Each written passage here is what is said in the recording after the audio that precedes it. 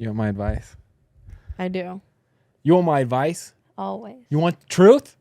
You can't handle the truth. No. Okay. Welcome back, everybody. It's a couple things. With Shawn and Andrew. How the heck are you today, babe? I'm good. I haven't seen you today. This is our first time. I woke up at 4:30 today. I know. You've just been flying around in the skies. Usually at this time, we've spent many hours together. Yeah. Thank goodness that wasn't the case today. It's been an eventful weekend. We'll start with a little personal catch up here as you're listening to this episode. First of all, if you're listening to this episode, I have a special message just for you. I hope that you are having an epic day. An epic day. I just hope it's like things are just rolling in your favor. I hope people are high-fiving you. You're walking in like, you know, Wolf of Wall Street, hype man style, just like rah, rah, rah. Is that what you feel like today, I hope babe? you had a great breakfast. I hope you have a great lunch. Did you eat breakfast? No, I actually still didn't even eat lunch. Babe. I didn't have time to pick up a sandwich. Let me just tell you guys before we get into the details. We are ramping up. I feel like our life was moving at like maybe 80 miles an hour last week. We're slowly picking up to like maybe 120 this week. Full throttle, baby. And then I think it's just going to get faster and faster and busier and busier. It is an Olympic year. And I feel like these particular Olympics are different since they're post-pandemic. This feels like the first true marketing Olympics since probably 2016. Rio? Where people are attending, endorsements and sponsors and events. And Yeah. there's so much hype around it. And as an Olympian myself, it's just a burden to be able to have to go to all these things, you know? So our lives are very, very busy. Very busy. Can I brag on you for a second? I don't know if you knew this, babe. But to Sean's credit, what year did you compete in the Olympics? 2008.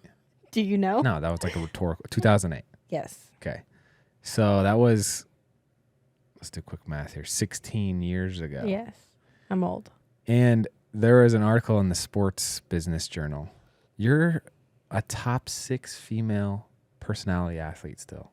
Wow. It's like you, Serena Williams, who's the WWE? Bella. Do you not know what I'm saying? Who dated John Cena? Well, Nikki Bella? Nikki Bella. Thank you. The Bella Okay, sisters. You're just looking at me like She's married to a Dancing with the Stars dancer. They got married? Yeah, they have babies. Holy smokes. Anyway, that was 16 years ago, and you're still one of the top sports personalities. Thanks, Not babe. surprising at all. But yeah, we do have a lot. And it's all, honestly, this is how we designed our life, kind of. It is. It's so much fun. Now It's a we just- blessing. We do really well at, like, we're efficient. We're bing, bong, boom, pew, pew, left and right. Pew, pew. Andrew and I say pew, Pew, pew, a pew, lot. pew, pew, bullets flying. That's what we say when there's a lot going on. But anytime something goes wrong, a little hiccup in the schedule, someone gets sick or Andrew poorly schedules, that's the more frequent thing. Yeah. It really derails us. Yeah. Our margins are small. Yes. How'd I did my first speech, my first keynote. it go, baby? It was like, okay, I think I came close to communicating. I think you're your what I worst wanted. critic. I bet it went phenomenally well. It was fun. It's fun to preparation was my favorite part of that. And then the next day, did a collab with Doodad. Went on his boat, which was epic. Went on a whitewater rafting trip with my best buddy Justin. Shout out Brothers Fountain. Then I had to hustle to the airport. Almost missed my flight. Thank goodness it got delayed. Why'd you almost miss your flight, Andrew? Because I am irresponsible in many ways. Still, You almost missed your flight. I have not told you this, but I would have missed it if it didn't get Your delayed. flight was at 8 p.m. No. It was a 7. No, That does not help your case at all. I made the flight though. Andrew. So, look, I was cool You as a had clam. nothing to do all day except make a flight. I had to whitewater raft and be a good friend. I had to show up my for my gosh. friends. If you would have missed that flight, I would have killed you. We rarely miss flights, but thank goodness. Because I'm with you. Yeah, 100%. Because I'm with you. But I realized I actually think I want to be the type of person that shows up at the airport early now. After that, because I was like, I had to like, like do breathing exercises because I was just trying to imagine if I missed that flight, I had to call you and tell you. I was like, that's it's not missing the flight; it's telling you. That stressed me out. Here's a story for you guys. Oh man, This is legitimate. 2 days before his event, he still hasn't booked his flights, and he goes, "Babe, do you want me to get back at like noon the day after, okay, or like 8 p.m.?" And I was like, "I would like you to get back by noon." Yeah. And he's like, "Okay." 48 hours goes by, and he's like leaving to go to this event. And I was like, "So you'll be back by noon?" He's like, "I'll be back by 8." All right. Well, I made the whole And trip. then he calls me. The audacity of this man. And it's like 8 p.m. now in Nashville. And I looked at your location. And I was like, interesting. You're still in Colorado. And I was like, babe, did you forget to tell me that your flight left at 8? No, You didn't land at 8? That is a true story. Yeah, And you're like, oh, yeah. yeah. But you didn't tell me you almost missed that flight because you were gallivanting around with your bros. Busy day. So I landed at midnight. Then I had to wake up early the next day to do some home. It was like the biggest homework week for my PhD program. Oh, interesting. And also my fault. did that you I signed up for prioritize that well? No, but now I'm pulling early mornings, and I had to stay up till midnight last night. Submitted the thing 3 minutes late. I was freaking doing my breathing. You want a pity party? No, but Father's Day was amazing though. It was amazing. Thank you. I woke up, shed some tears because we had some pictures of my dad there. Shawn had this beautiful setup. We spent the day by the pool. Went to church. The kids are a freaking blast, dude. Is this the best days of our life? We're living in them. They are. Literally, future Andrew. These are the best days of your life. And then hopefully, actually, they get better. But like, we're at the peak. We are going up. Yeah, it was a lot of fun. And then I'm supposed to get my instrument rating for flying tomorrow. So I had to shove in. I really think you can work on scheduling your life better, babe. No, but here's what happens. You have to wait for like this FAA guy for this rating to say I'm free. And usually it's like 6 months out. But then he's like, hey, I'm free on Tuesday. This was on Saturday. I was like, all right, F it. Let's send it. Send it. Look, my thing is, I was thinking about this. I'm not talking about that. No, hold on. If you don't freaking do it now, it ain't going to get done. That's like maybe partially my best quality and biggest fear and worst quality. Okay, so if you end up not passing your doctorate, if you end up failing your flight test. We know why. Exactly. We know why. I'm fine with that. But you know how to realize doing all this I don't nonsense? think you'll do either. I think you're that guy that you'll pull it off. And it will enable you. Oh my God. You know what? We're in marriage counseling right now. We've told you this, but I didn't go. Oh, you canceled it? There's too much stuff. You canceled the counseling. You told me to. I know. You canceled yours. I did. Anyways, I had to take our son to the doctor. I was sitting in a meeting with my counselor because it's like one-on-one. And we were talking about your scheduling. And yes, Andrew, we were. And I was saying, she's like, well, what frustrates you the most? And I'm not kidding. I said this. I said, the fact that it somehow works out every single time. Like you're late to a charity event. You're 2 hours late. But what? You make it 2 minutes in time to sit down at the table. Oh, Chad wants to get dinner with us, by the way. I actually have exciting news on that front. Oh my gosh, I'm freaking hyped. We'll talk about it later. Off air. What date, babe? Because we're going to the White House. That's epic too. Holy crap, dude.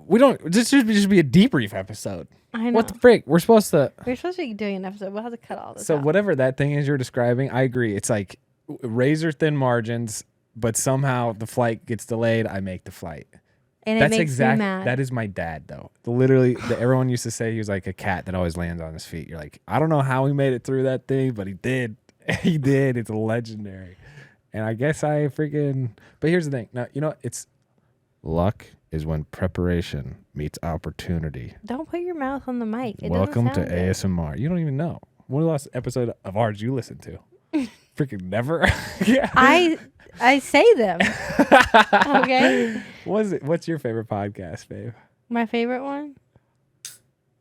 Yeah. Okay. When you talked about your dad.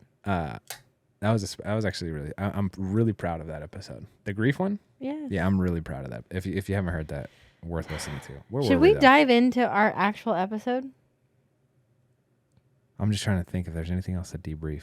We're going to Cape Canaveral. Can I say something? Yeah.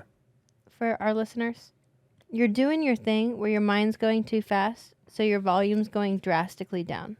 Well, I just delivered the inspirational message of luck is when preparation meets opportunity. No, that's not what I'm talking about. You're dipping a lot. Let's keep your volume up. Okay. Sean thought I got addicted to tobacco while I was out in Colorado for 24 hours too. What's that in your lip? Is it dip? Is it dipping tobacco? No, it's sunflower seeds. Who puts a whole thing of sunflower seeds? No, I actually lied. It was coffee beans. It was I forgot. That's why I did that. Because I was like, we're on the river. You know, it's tough conditions out there. You need caffeine. Just straight shot to the bottom lip. You know what I'm saying? You ever done that? A coffee shot? A coffee dip? Have I ever put coffee beans in my lip? Yeah, you love dipping. It's your favorite. You're at your best right now. You're at your finest. I love this version of Sean. I could throw anything at it and you kind of respond to it well. Yeah. All right. Anyway, now that we have all our personal flaws out of the way, it's time for us to give you advice. Okay? What a transition. What a transition. This is giving advice. Andrew, have you done drugs? No. Ever? Never. You do this thing, Sean, even when we're playing games, you make me smile like it's a guilty smile. You've never done it. Look, and then, but it's just because you look at me like that. I've never. Have you? Is that the advice you're giving? Don't do drugs? Don't do drugs. How did you even think of that one? I don't know. You brought up drugs. Okay. Oh, yeah. What? No, I said addicted to okay. That's drugs. Okay. I've done tobacco. Okay. Done alcohol. What? You want me to just go on confessional now? When did you do tobacco? I've dipped before. I've dipped before. I told you on the golf course with our buddy. Dude. And you vomited everywhere? This guy gave me a nicotine pouch, which don't do that.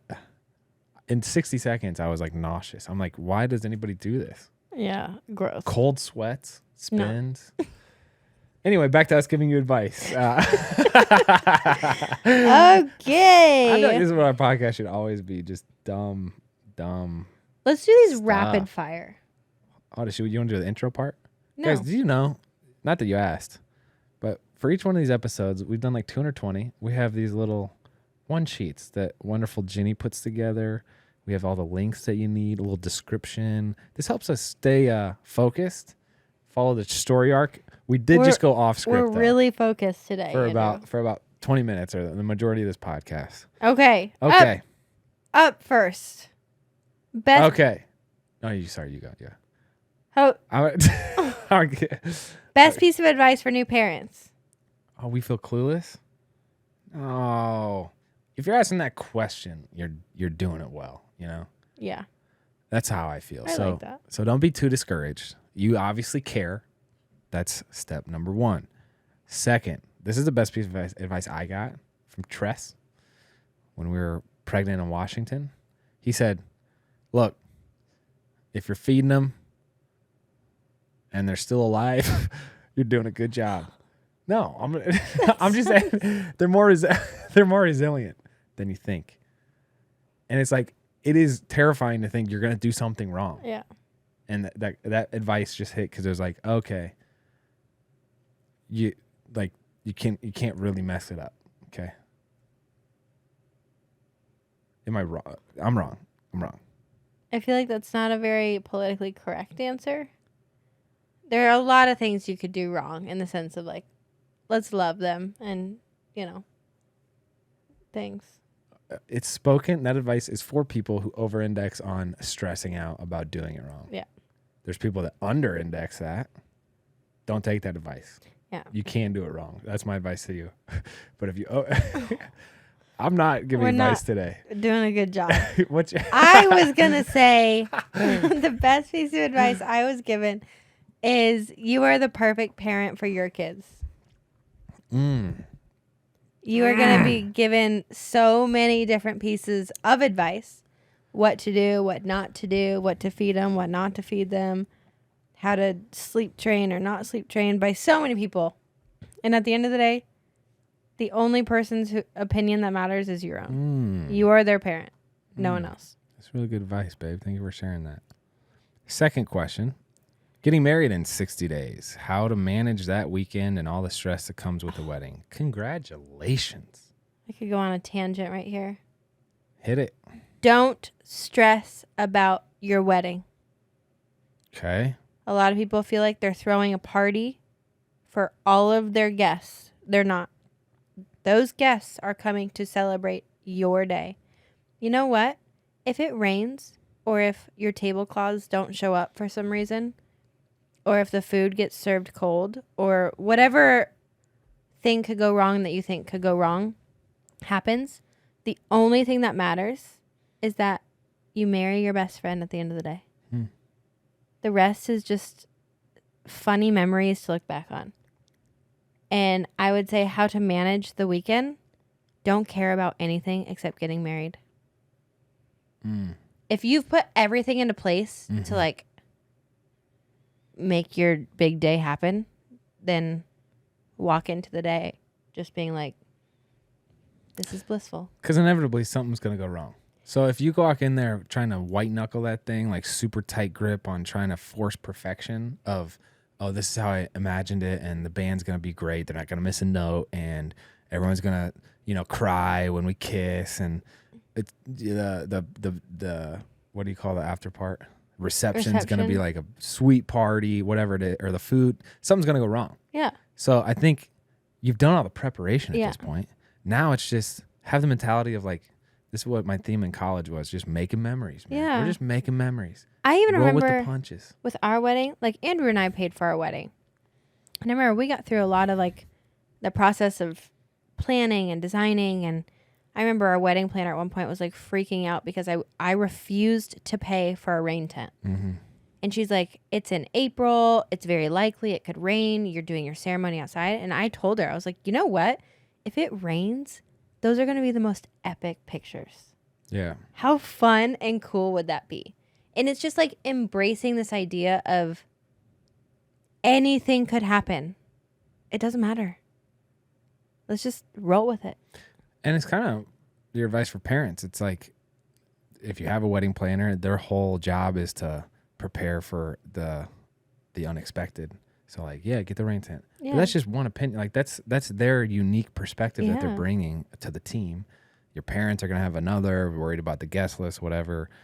Your perspective as a couple on that day and the week leading up to it is just like, let's just be with each other. And I will say that I have come to appreciate weddings more. Yeah. Back when we were planning ours, it was like, why is this such a big ordeal? Yeah. This feels so over the top. I just want to elope. But it is a day that you'll remember forever. And so like you can either remember being freaking stressed and pissy, or you can say that was hilarious when it rained and you slipped in your wedding dress and whatever. It's like you can either make it funny or stressful. Usually it's two sides of the same coin. Next up, navigating trust with your partner after watching your parents' ugly divorce. Ooh. Huh. I will say this in a very, follow me here. We've had close friends recently go through a really hard thing in their marriage. And we didn't even realize it at the time, but it affected our marriage. Mm-hmm. And I think it just goes to show how strong the influence is from like your closest community. And you have to work on your marriage and reassure each other as frequently as possible that your bond and your trust and your relationship is impenetrable, if that makes sense. Yeah. And what do you mean when you say work? It's like you got to have the conversation when you don't want to have it and you're too tired and you don't know. When Shawn asked me, how are you feeling? And I don't freaking know how I'm feeling. And it's like, okay, then you got to sit through that whole thing. It's like showing up and doing the work and being present, giving it time, giving that relationship space. I've been trying to push towards, like anytime there's a fracture or friction or frustration. How about that for 3Fs? That's pretty good. Pouring some communication on it, right? I know now that 8 years into marriage, Shawn is my most diehard teammate. I know how she loves me. I know that she loves me. And it's like, okay, those bases are covered. So we're a team. If there's disagreement or we're not seeing it the same way, let's just talk about it. So just making sure you're doing that. I'm sorry that's happening, though. It's a bummer. Also, you're not them. Keep telling yourself that. You know what time it is, babe? What? It's 2:00 in the afternoon. Okay. And that's what I call Slate Part 2 time, okay? I love these. They are the ultra-filtered milk and coffee flavored Slate. Then you have the high-protein milkshake. Ultra-filtered milk. Tastes delicious. They have caffeine versions and uncaffeinated versions. Dark chocolate's the best. 175 milligrams of caffeine, which is like 2 cups of coffee. No, this is amazing. It tastes so good. This is a mocha latte. They have different flavors. They have like the caramel latte. They have what do they have? The French vanilla. Yes. They have dark chocolate, which is my favorite. Regular chocolate. Those aren't caffeinated. These are caffeinated. This has 175 milligrams of caffeine in it, equivalent to 2 cups of coffee. Still has the 20 grams of protein that you can expect from all Slate drinks. Still has 0 grams of added sugar that you can expect from all Slate drinks. And also tastes delicious, like you can always expect from Slate drinks. Funny story, I was actually told by the doctor a couple weeks ago that I needed to massively increase my protein intake. So I've been crushing these, and they're really, really good. Dark chocolate is my favorite. We even give them to the kids, obviously not the caffeine one. But we give these to the kids because it's very clean ingredients, a lot of protein, which everyone needs. They're amazing. You can get them in certain grocery stores like Target, Kroger, or just off of Amazon, which is where we get them. You can use our code EastFam for 15% off at slatemilk.com. They're amazing. All of these are high protein. Yes. Keto friendly, gluten free. We got lactose free, nut free, soy free, and they taste delicious. I literally have one in the morning after my workout. Sweetened with monk fruit. And I have one in the afternoon for the caffeine. Delicious. If you're interested, click here, use code EastFam.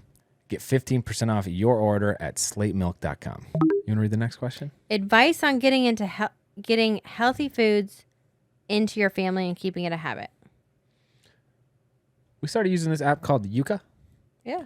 And it rates all the foods from 0 to 100 and kind of tells you, it kind of helps you navigate. Like, okay. It also gives you comparables, more healthy options. So like certain types of peanut butter or cereal or whatever. That's helped. I also think just establishing boundaries, like, okay, dude, if we had candy, first of all, Shawn runs the show as far as what food we have. You have since I met you. Thank goodness. But if we had candy in the house, because all you eat is candy, bro. Or cereal, dude, I crush that. I crush it. So it's like a hard boundary of we're not healthy because we're like healthier. We're healthy. I think we're healthy because we've said this is not what we're going to do. Right? Yeah. I would say some habits that you can do that we do in our household. I don't know how to like give you habits on other lifestyles, you know? But I know what we do. If it's not in your house, you won't eat it. Right? That's a very simple rule. So our kids, our family, we eat candy. We go out to ice cream. We have birthday cakes and cupcakes and treats, but we don't stock the house with those. We try to keep that outside as like moderate experiences. A treat's not a treat if you have it every day. Yeah. So we try to make it something to look forward to. Anticipate. Something we do keep stocked in the house that we have on hand, huge chocolate. That's a really simple thing you can do. If you're used to having candy or chocolate in your house, swap it out for a healthier alternative. I would also say make snacks, fruits, vegetables, dips, like even ranch, hummus, salsa, guacamole. Keep those easily accessible, pre-cut up, and ready in the fridge. Whatever you can grab the easiest is what you're going to eat. And have a healthy option on every meal. Meaning put a strawberry or put strawberries on the side at lunch, broccoli for dinner. Have like something healthy every meal. You don't have to eat it. Your kids don't have to eat it, but making it a frequent habit that it's always there encourages the consistency of it. And have grace for yourself. I think one thing we've done well is we have like our staple healthy meals. It's like the salmon dish, the white fish dish, the chicken dish. Steaks, we know that we burgers. like those. We know that they're healthy. We can just tee those up all day, every day. Mm-hmm. You got this, though. Keep it up. Next. My son is getting his tongue tie released, and I'm so nervous. Any advice on that experience and how you knew he for sure needed it? Wow, flashback there, dude. Ugh. How did I know he for sure needed it? I didn't. It's putting a lot of trust and a lot of faith in professionals and trusting your mom gut. You got like many opinions. Mm-hmm. You got the pediatrician, you got a tongue tie consultant, a latch consultant, whatever. Like 4 or 5 people. There were a lot of things. And even the orthodontist who did his procedure said like she could not guarantee that was going to help. And it's not a guarantee. It's just you as a mom know what's going on. And if you believe this is the next best option to see if it works, then go for it. Don't be nervous. Kids get this done daily. It is hard. Mm-hmm. It is sad. They are in pain afterwards. The massage afterwards will not be fun. But if it works, it does make a huge difference. Like if it's what he's needing, it does make a big difference. It can be worth it. Yeah, to your credit, all of those people that gave opinions said not to do it pretty much. Yeah. I think the doctor, who obviously is kind of biased, said you should. It's worth trying, and you felt that way, and so it was like at that point, that was a tough phase. It was tough, and literally that next day, day when we brought him home, he was eating way differently, way better. Smiled for the first time, and like, Mm-hmm. Yeah. Good luck though. Yeah. There's no wrong decision. Next, how to bring faith into your marriage, either by praying together or reading the Bible, and what that looks like for you. I've got a good idea. What? I think the best way you brought faith into our marriage to start is we did daily devotionals. I feel like the Bible felt like a little too intimate to start with. So we started with devotionals. Yeah, it can be kind of intimidating. You don't know how to navigate that in certain instances. You could read Proverbs for whatever day of the month it is. So this is the 17th. You could read Proverbs 17 or get devotionals. We read Tim Keller's Meaning of Marriage devotional and Proverbs devotional. So we each read one. It takes 5 minutes total, and we do it over coffee. And it's a great way to start the day. It's also, I mean, that initial conversation of starting a new habit is always awkward, right? Mm-hmm. Even if it's with your spouse, it's always awkward, I feel like. And you're like, okay, we've been doing it one way and maybe they won't respond to this well. But once you have that set up and there's like buy-in, then you're like, it's kind of like that Atomic Habits principle of like, you're the type of you assume the identity of the type of person that reads the devotionals every day. And so then it's, when you don't do it, it's abnormal. I think something else that you did beautifully that now we've adopted and we do always is pray before dinner, pray before meals. And what Andrew did, and it's become such a norm now within our like friend group, is we always pray before meals, even with company. So if we have 100 people over, you better bet we're getting a big circle and we're doing a prayer before dinner. Or not even a big circle, just like making a point. It's just like, it helps strengthen your marriage in the sense of you're on the same page. Usually everybody's down for it too. Yeah. And they're just waiting on a leader to step up and make plays. And if they're not down for it, then they don't sound like that interesting of people or curious of people. I'm not kidding. No, it's like, they don't. If we went to someone else's house and they were like, yo, this is our pregame ritual for dinner. All right, weird. Let's light some incense and do the thing, or whatever. I'm down. Let me try it. Yeah. that was a weird way to close that one out. It was. Yeah. But it's okay. We're going to move on to the next. Okay. Advice on planning a family vacation with toddlers. It feels overwhelming and I don't even know where to start.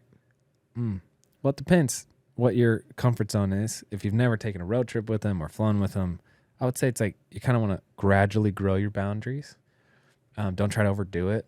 I think put yourself in a position to win and be thoughtful of like, okay, we're not going to go to New York City because then we have to have a small hotel room and then there's no real place to have the kid play around and there's a ton of people that could get lost and that sounds always stressful. Let's go to like some small beach where there's a house close to the beach with maybe a pool that has a safe arrangement and a lot of playroom for the kids. Yeah. Or you could and pack the car to bring all the toys that you need. Don't be overwhelmed. It's a lot easier than you think. What are the most important things routine-wise that you have at home for your kids? For us, I can tell you it's our kids' blankets and sound machines. That's like their most needed constant thing that they have to have in no matter where we go. So if you can identify like the most important things, bottles or formula in the morning or like whatever it is, make sure you have that wherever you go. And I think your kids will surprise you. I think it's a lot more fun and exciting for them to be included than it is a hassle. Also, speaking to those who are very routine oriented like us, I have found that like that first couple times you break the routine and you're like dealing with the time change and the kids are now waking up way earlier because they're all off their schedule. It's going to be stressful probably, but what I've grown to love is the special moments that you never get anytime else where they come and crawl on your bed in the morning and now you're napping together or they fall asleep on you and you're like, dang, dude, now that we have a 4.5-year-old and we realize that phase is so quick and fleeting, I kind of wish I could go back and like break the routine and capture that a little more. We absolutely love traveling with our kids. Yeah. Highly recommend it. You got this, though. Can't wait to hear how it goes. Next up, my boyfriend can't seem to give me a timeline of when he wants to get engaged, married, and have kids. Is this a red flag and worth ending the relationship? Interesting.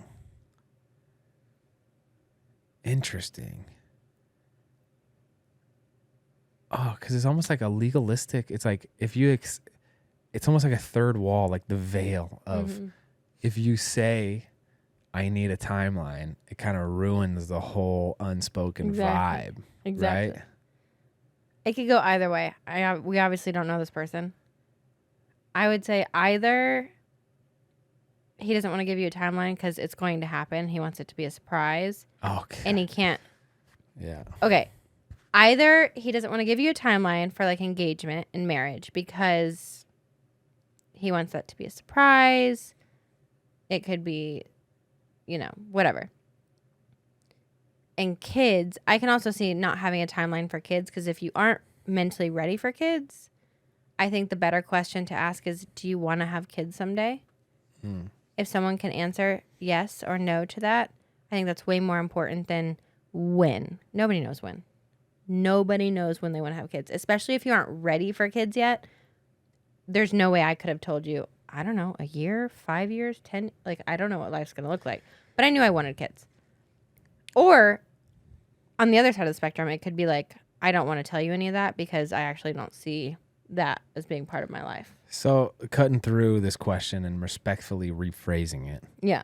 It's almost like her biggest fear is the uncertainty of whether he's as committed as she is. Right? So maybe that's a different way to go about it. It's not like, hey, when are we going to get engaged? It's just the more softball toss question of, do you see this relationship as being long-term? Do you see yourself interested in having kids? Right? That's what she's trying to figure out. I feel like she's trying to control too much here. Like, she wants to know when she's going to get engaged. She wants to know in how many years she's going to get married and how many years she's going to have kids. I don't think it really works like that. I think you either have to trust your partner and say, we're on the same page. He wants to get married. He wants to have kids, and I love him, and I want to wait for our times to be right, or not. think that's good. I really think she feels like maybe she's more committed than he is and wants to address the gap. Next, how to manage parenting stress and not deflect it onto your spouse or others. Shawn? We've gotten better at it, okay? Yeah, we have.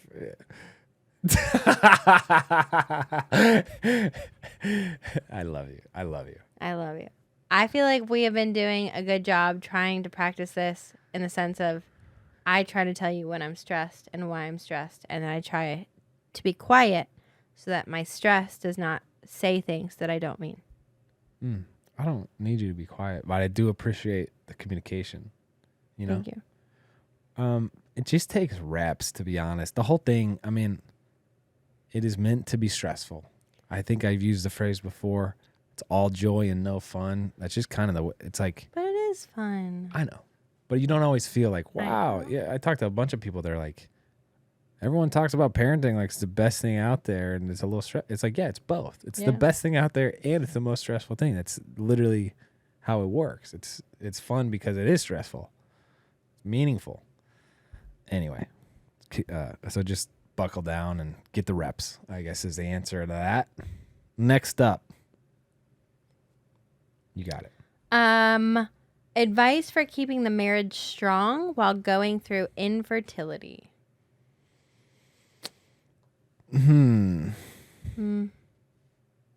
Keep the faith. That's hard. Infertility is very, very hard. It's very emotionally deflating. It can kind of hurt the intimacy, the vulnerability, the romance. It's hard. It can be very consuming too. I think you just have to be open with each other, communicate, and don't forget that even though you're going through infertility, you're going through it with your person. Like, they're still your person. Don't lose your person because you're struggling. Like, that should try to let that make you guys stronger. Yeah. Sorry you're going through that. I think it's almost like a respectful rawness that needs to be shared. And that's, I think, how we really imperfectly navigated that. We maybe under-indexed on the respectful side of things because it was just, there's a lot of emotions. And then it's like, okay, you feel like you made it through the valley and then you're like, I'm ready to get pregnant again. Mm-hmm. One person's maybe ready earlier than the next. So then one person's like excited in that conversation. The other person's like, whoa, not yet. Mm-hmm. And then that causes tension. And then it's like, but it all is wrapped in this potential for, I think, intimacy. It's like, it's like just, you can really be there for each other in a unique way. So just look for those opportunities. Mm-hmm. We got to get through the rest. Next, fun things to do together aside from being parents to keep the spark alive in your marriage. Anything. Ride a bike. Draw. Play darts. Go to a pool. Go get coffee. Go get pancakes. Go to a movie. Write each other notes at home. Go to an escape game. Go to a concert. Yeah. Watch funny YouTube videos. Go pick flowers. Take a walk. Play tag. But you should give yourself a block of time to let that happen. A lot of times Shawn and I will go on date night. We have like 4 hours blocked. Usually I use 2.5, 3. But it's like the first half hour you're kind of getting warmed back up to the friendship side of things through parenting. And then you're like, oh, sweet. Golly. Dude, I look forward to date night. This was not always the case. No. It's always been awesome. Wow. But like last week I needed it. Yeah. I needed you, you know? So you just got to give yourself a block. Give yourself potential. The highest probability of making fun things happen. And you got to give it space. We have 7 more. Advice for keeping some sort of schedule with toddlers and a newborn when they don't nap at the same time. I feel trapped in the house with one of them always sleeping. Nap trapped. What we have done with Bear when we had this was wear him on you or wear your baby and let them nap on you Let them nap in a stroller. Don't always feel like you have to put them in a crib. Like, be on the move. It's fine. If they skip a nap, it's fine. The more kids you have, the looser grip on the schedule you have, or you're forced to have. So I don't know how young the newborn is, but there is like this transition phase from, you're doing things with the schedule and routine with the first that now you just literally can't. So they'll be like, you'll catch on to that with time. You'll transition. Wow. What next? You read this one. I met a guy, caught feelings, and we started dating. Oh no. Soon after, found out he has a wife. Do I contact her or just leave him and never talk to him again? Oh. Bruh. What? First of all, what a chooch bag this guy is. Yeah. Oh man, that sucks, dude. There's people out there like this? Yeah. Come on. You're better than that. Do better. You freaking got a wife. You're missing out on the best part of the whole freaking thing if you're out there dating other people. You know what? Maybe you got some problems, buddy, that maybe if you just hung out with your wife, she could tell you about, and then you could take care of them if you had the balls. It's ridiculous. Okay, you're the guy that freaking probably does morning workouts. Let me do an ice bath in the freaking morning. No. Do marriage well, dude. Show up for that every day. Take that cold plunge. That's whack. I'm being serious. No, dude, marriage is like the coolest, and this guy's out there ruining it. I think this is rampant. I think this helps a lot. I think a lot of people are escaping instead of trying to face hardness of life and fix it and go through the valleys. In regards to your question, do I contact her or just leave him? Something we've learned in counseling. No, don't contact her. It's not your responsibility. Your responsibility is to take care of your responsibilities yourself. The best thing you can do is walk away. You can confront him and say, this is really unfortunate. This is nothing good. But I think you are taking care of your responsibility by removing yourself from the situation. Yeah, I think you got to pull the parachute and move on. And honestly, this is going to be hard to do. You're going to have to forgive that guy. Sometimes it feels like freaking dude doesn't deserve to be forgiven. But to set yourself up for the next relationship that I'm sure is right around the corner, you got to forgive that guy, move on, feel bad for him, and on to the next. How to avoid burnout as a mom. It's all consuming, and I feel so touched out. Feel that sometimes. Touched out? Have you seen how our children attack me? Sometimes it's like, that's funny. I've never heard that. I just don't want to be touched anymore. Sick. That makes it weird as a, like, your love language is physical touch, and you love cuddling. So then where does that put me?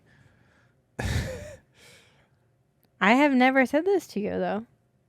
Like, don't touch me, I'm touched out. But sometimes it's like when your kids are grabbing you and touching your face and pulling on you, and like Jet is in this weird phase where he just wants to stick his arm down my shirt and my bra, and I'm like, please stop. And Drew can be all touchy-feely, and it's just like, oh my gosh, I need a little space. And I think what Andrew and I do, we try to organize and always build into our schedule like alone time. Like truly letting me go work out, having space, and same with you. Well, you didn't actually take advantage of that until recently, though. Yeah. So, but I think maybe the idea that you knew you had my support helped. Onwards. Advice for when you want to advance your relationship with God and your partner supports you but isn't doing the same. They're not your responsibility. You are. Pray for them. Show them. That would be tough, dude, because you're on different operating systems.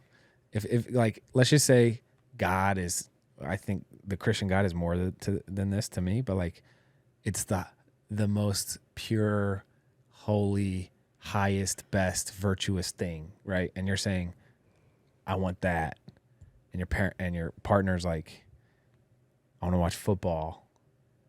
Not the most virtuous, holiest thing. I think that's totally fine. I'm saying that's tough though. It's tension. It is tough, but hear me out. If this question is coming from someone who believes in God and believes in redemption and salvation, and if you take that initiative to advance your relationship and you start doing things that bring you closer to God and you are married, your partner will notice that. And all you can do is pray for them and encourage them. But everybody's journey with their relationship with God and their faith has to be on their own time. You cannot force that. Appreciate it. Advice on toddlers constantly telling mom, dad, and daycare. No. I mean, please tell me. I mean, this is... Please tell me. That's what toddlers do. They're equivalent. It's a phase. It will end. Don't lose your cool. Don't do anything you regret. Don't do anything that sends the kid to counseling years from now. Just freaking push through. Patience. That was a little too aggressive. I didn't mean it like that. But next up. Oh, here, I'll read this one. Okay. Shawn's perfect slick back ponytail and bun and braids. Teach us your ways. Any advice on how to make it look so good? I don't know. Look, you got this slip back right now. I use a horsehair brush. There you go. That's it. Really? Don't you use like And like some type hairspray. Okay, what else do you use? I use like nothing crazy. I usually steal your stuff, like a pomade. Because you for the loose ends? Yeah. What do you think I was doing? I don't know. I wasn't sure. You do a good job. There's not a I lot have of all these baby hairs coming in. You see all of them? See them like sticking straight up? You look good. A horsehair brush. There you go. Okay. Advice for going through grief and marriage. How to communicate well through all the sadness and express your needs. Don't try to communicate it well. Just communicate. I think if you get tripped up thinking like, oh, I just don't know how, then you never will. You got to start somewhere. Grief really is like a precious phase, and it doesn't last. So it's like, be present in it. You were really patient and understanding when I listen to sad songs in the car, or I tell you, like, or I come in with tears in my eyes. It's not like a frustrated confusion. It was like very welcoming, warm hug with your emotions. Thank you for that. So I think if you're in the grief, let it rip, man. Let the tears come. Ride the highs, ride the lows, and then tell your partner about them. I cried yesterday. It's special, you know? Grief is like, it's like the depth of feeling, dude. That means like it was special, it meant something. Share it. My husband is on his phone constantly. It's become a problem in our marriage. Advice on boundaries for screen time in marriage. What the frick? Are you mad at men Well, today? no, here we are. We're sitting in New York City at Carbone. We got Sabrina Carpenter behind us. This is an epic Italian restaurant in New York City. You can't get reservations. I don't even know how we did. We're sitting there freaking having an epic dinner. And this couple comes in, and the wife is like looking for connection, you know, just like sitting there. And the husband is on his phone. Honestly, I talk about men are more easily influenced and more influential. It's kind of like an effect. It's like we're herd animals. Call them out. You know? I think like a little bit of accountability is, you've done a great job. It's not fun. You do that all the time with my scheduling thing. You know? Lord willing, I'll get better at that. But you hold me accountable. I'm thankful. You're like you make me a better man. That's what that means. It's like, okay, freaking, I have immaturities and irresponsible. Like I have a lot of faults, and you're like, hey, you're better than that. You know. I think you have to start with like, one, you have to have mutual respect for each other. 2, start small. Start with boundaries. Phones are addicting. They truly are. And start with a small boundary. Like, I don't know, again, we don't know your lifestyles at home, what you can and cannot do, but no phones in the bedroom, or no phones at the dinner table, or there's a 2-hour period of the day where phones have to be on the kitchen counter. Get an RO box, whatever. But like start small and mutually agree on something and see if that unlocks, more progress you can make. But it is sad because it's like life will pass you by really quick and you can't get it back. Here's how I think accountability is done well, and here's how it's done poorly. It's done poorly when it's like, get off your phone. It's so annoying. You're always on it. Yes. Right? It's done well when it's, hey, I am so excited to spend tonight with you, and I have an idea, a game plan for how we can have the best night possible. Let's put our phones over here, right? It's like more looking towards the positive outcome that you want and not just like calling the other person out. Yeah. So directly. It's like a scenic route to that place. Last question. On the really hard parenting days, advice on how to care for your mental health. This too shall pass.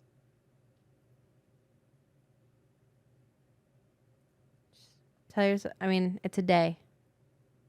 Get through the day and start fresh tomorrow. I'm kind of into the Stoic principles of negative visualization. I talked about this before and everyone's like, no, don't negatively visualize. No. That's not the right way to view negative visualization. It's saying, oh, I don't have any food to eat tonight. Well, at least I have a water to drink, right? It's like, it's imagining what would happen without that thing there. No. And I think that kind of helps. So it's like, oh gosh, this is a hard parenting day. Well, at least I have a kid. Yeah. Right? And it's like, it really helps you be grateful. Mm-hmm. And that's a practice where it's like, oh, well, at least I get to take a full night's rest, or at least I get to watch the next episode. Don't do the opposite though, where sometimes we do this, where it's like, all I wanted was a good night's sleep. Because then you're like idolizing that thing. Yeah. It only works in the negative. Anyway, those are our hot takes. That's our advice.